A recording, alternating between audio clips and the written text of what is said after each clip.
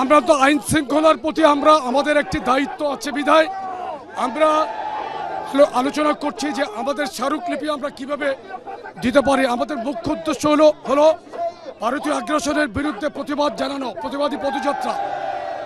আমরা সেই পদযাত্রার অংশ হিসেবে এখানে আমরা ব্যারিকেড দিয়ে আমরা বাধাপ্রাপ্ত হয়েছি, কিন্তু আমরা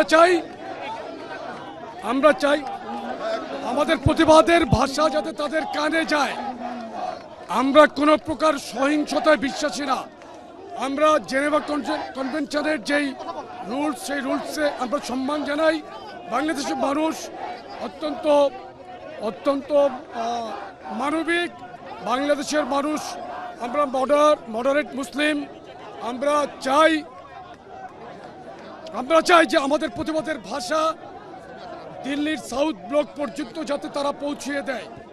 এই জন্য আমাদের স্মারকলিপি আমরা ভারতীয় প্রতিনিধির কাছে যাওয়ার জন্য আমরা চেষ্টা করছি। এখন পরবর্তী কি হয় আমরা আলোচনার মাধ্যমে জানাবো আপনাদেরকে। আমরা আজকে শান্তিপূর্ণভাবে আমাদের সংগঠন